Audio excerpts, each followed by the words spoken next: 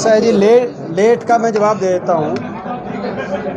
Late के लिए अगर जिम्मेदार कोई है, सरकार है। और यहीं से इसी से शुरुआत करते हैं। लेट का कोई जिम्मेदार है तो वो सरकार है, क्योंकि सरकार ने जैसा 1 तारीख कल थी, कल जो एक और किसानों के साथ धोखा किया, जो परमल PR वैरायटी जो न्यूनतम समर्थन मूल्य पे जो खरीद होती है, उसको सरकार ने पहले कहा 25 तारीख से खरीद करेंगे। फिर सरकार ने कहा कि हम 25 से नहीं करेंगे, खुद कहा था सरकार ने, हरियाणा सरकार ने 25 से, फिर कहा 25 को नहीं, हम 1 को खरीदना शुरू करेंगे। और अब ऐन 1 तारीख को, यानी कल, ये तुगलकी फरमान जारी करते हुए कहा कि अब हम 11 से शुरू करेंगे। तो किसान मंडियों में अपनी सारी खरीद लेके आ गया। आप पानीपत की मंडी में भी जाके देखो, लेट होने के कारण हम पानीपत की मंडी में जाना पड़ा हमें, क्योंकि किसान वहाँ मंडी में खड़ा है। हम अपनी प्रेस वार्ता से अति महत्वपूर्ण किसान की बात मानते हैं, तो वहाँ हमें जाके सांकेतिक धरना देना पड़ा। और ये सारे, केवल पानीपत में ही नहीं, पूरे प्रदेश की हर मंडी के अंदर आज ये स्थिति है कि मंडियाँ कई जगह तो जहाँ पे आ गई अर्ली वैरायटी, जो अम्बाला, यमुनानगर, कुरुक्षेत्र, करनाल, वहाँ तो मंडियाँ अटी हुई हैं धान से, किसान की धान से। किसान कहाँ जाए? ये पहला तो सरकार ने जैसे बाजरा को न्यूनतम MSP पे खरीदने से सरकार ने इनकार किया, कहा भावांतर योजना, पहले कहा था, शुरू में कहा कि खरीदेंगे, फिर बाद में पीछे हटकी सरकार। ऐसे ही धान के मामले में सरकार ने पहले 25, फिर 1 और अब 11। तो कहीं ना कहीं टालम टोल, और इस टालम टोल में कितना किसान का नुकसान हो सकता है आप अंदाज़ा लगाएं। कई जगह तो न्यूनतम MSP से कम के सौदे की रिपोर्ट आई है। तो जो ये कहते थे MSP रहेगी, क्योंकि किसान बेचारा क्या मजबूरी में क्या ना करे, क्योंकि अगर इतने दिन जो है खरीद वहाँ पे उसकी सारी ढेरी पड़ी रहेगी तो उसके पास क्या ऑप्शन है। दूसरा, किसान का खर्चा लगने लग रहा है, वो जहाँ ले आया वहाँ पे डेली का खर्चा लगने लग रहा है किसान का। किसी को चौकीदारे में छोड़ेगा, खाने का पीने का खुद रहेगा किसान, तो पूरा उसका खर्चा लग रहा है रहने का। तीसरा, जहाँ ये नमी की बात आई, नमी का कोई कंडीशन अभी घोषित नहीं हुई।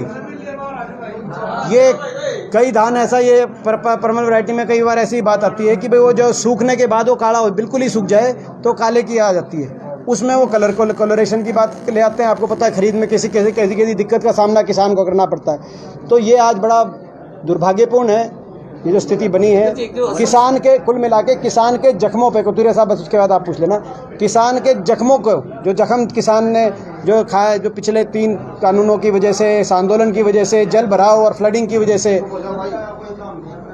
जख्मों पे नमक छिड़कने का काम, ये जो 11 तारीख, तो इसीलिए 11 तारीख से हम सरकार से मांग करते हैं तुरंत अविलंब खरीद शुरू की जाए। ये जो आज हमने सांकेतिक धरना पानीपत मंडी में दिया है, अब हम करनाल मंडी में भी देंगे, और कल हुड्डा साहब का भी कार्यक्रम है, वो भी कई मंडियों के अंदर जाएंगे, सांकेतिक धरने देंगे।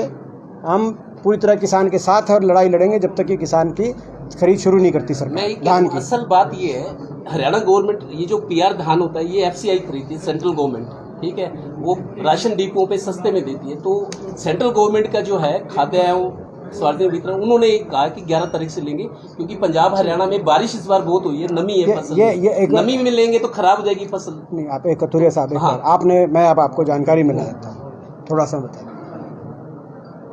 उन्होंने कहा किसान को सहूलियत होगी इसीलिए 11 से लेंगे। आपने पढ़ी, आपने उनकी जो लेटर है, किसान को सहूलियत होगी, बारिश हो रही है, जल भराव है, किसान को सहूलियत होगी। अगर किसान ले आया तो किसान की सहूलियत किसान बताएगा जो डेयरी पे खड़ा है अपनी मंडियों में, या ये FCI में। ना आप बता सकते कतूरिया साहब, ना मैं बता सकता, ना FCI में दिल्ली में बैठे हुए अधिकारी बता सकते, जिन्होंने ये खरीद का ही तो सवाल है जो 3 कानून बने।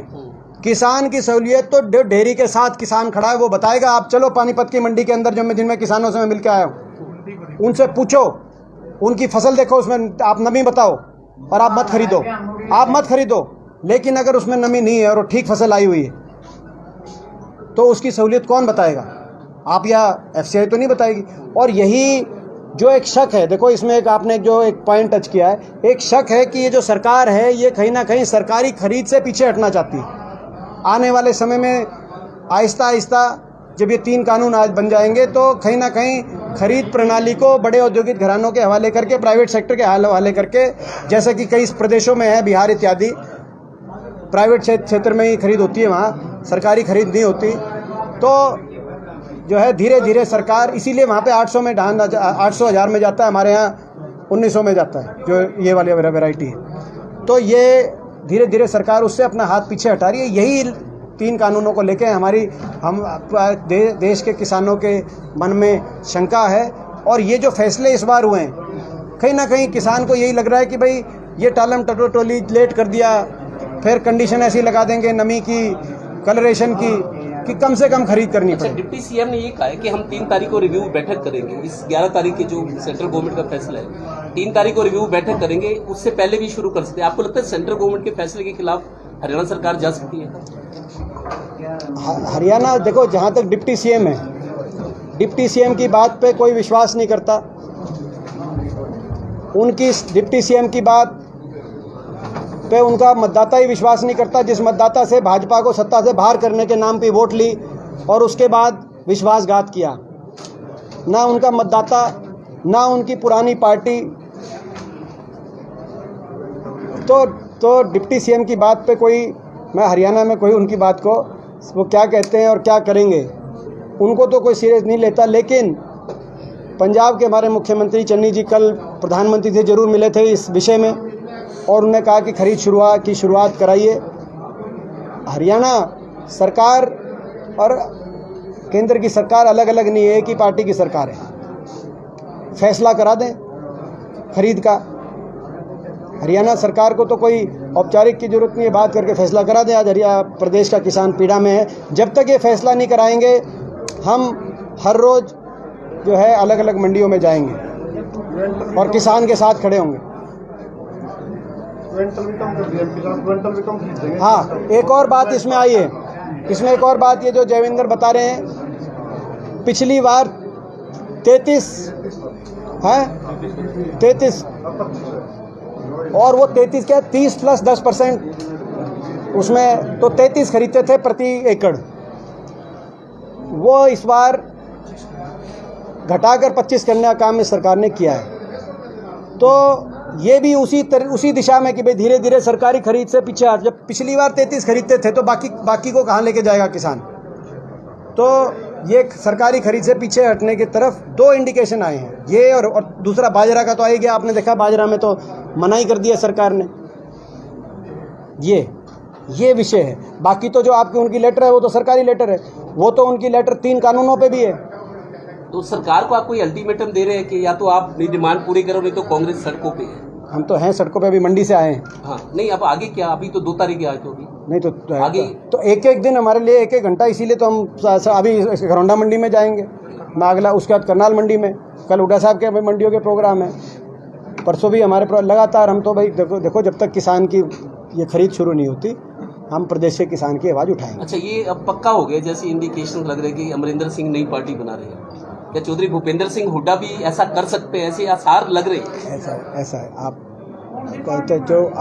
जो एक बार भाई पीछे वाले प्लीज़ जिससे सवाल पूछे। जहाँ तक पंजाब की परिस्थिति है, मैं सारे आपके सवाल का एक ही जवाब दे देता हूँ। पंजाब की परिस्थिति है, पंजाब में हमारे नए मुख्यमंत्री बने हैं चन्नी जी, और हमारी नई कैबिनेट बनी है। मैं उनको बहुत शुभकामनाएं देता हूँ, बधाई देता हूँ, और हम उम्मीद करते हैं कि वो लोगों की आशाओं पे पूरा भी उतरेंगे और कांग्रेस की मजबूती से वापसी भी पंजाब में होगी। इसके अलावा कौन क्या कर रहा है नहीं कर रहा है, वो पंजाब के जो राजनीतिक लोगों में से कौन क्या करता है क्या नहीं। कथुरिया जी, आप चंडीगढ़ जाएं, आप पटियाला जाएं, उनसे सवाल आप पूछने का काम करें।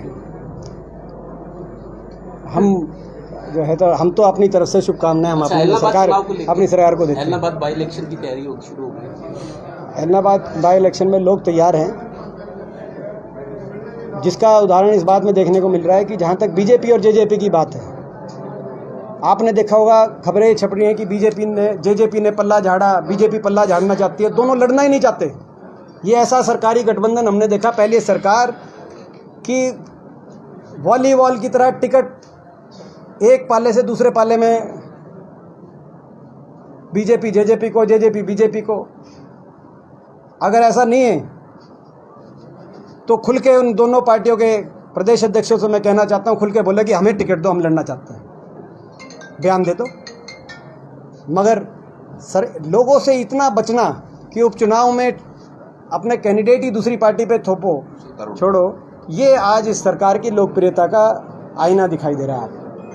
लेकिन मुझे दावा पूरा इनेलो करे कि हमारी सीटें हम फिर जीतेंगे। इसमें दावा की बात नहीं है कि इनेलो, ये हकीकत है कि वो इनेलो के ही विधायक थे वहाँ से,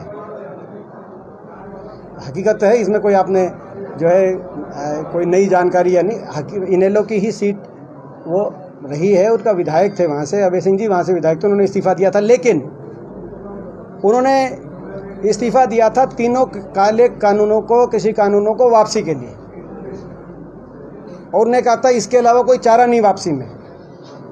तो क्या आज स्थिति बदली है?